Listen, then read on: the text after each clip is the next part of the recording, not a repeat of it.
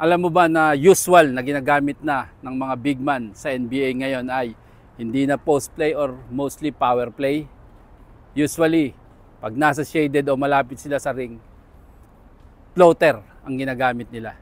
Simple, hindi nakakapagod, kailangan mo lang pag-aralan o masterin para mas magiging mas madali sa yung basketball. Hindi katulad nung una, physical, bakbakan, bugbugan para makashoot sa basket. Pag-aralan mo to, idagdag mo.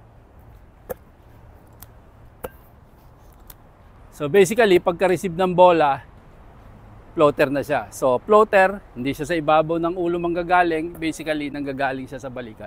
So pag receive natin, balikat agad ang bola, floater tayo. So yung mga receive dito, sa ibabaw, ayan, floater ka lang ng floater. So hindi ka napagod, hindi masakit ang katawan mo, madali kang shoot.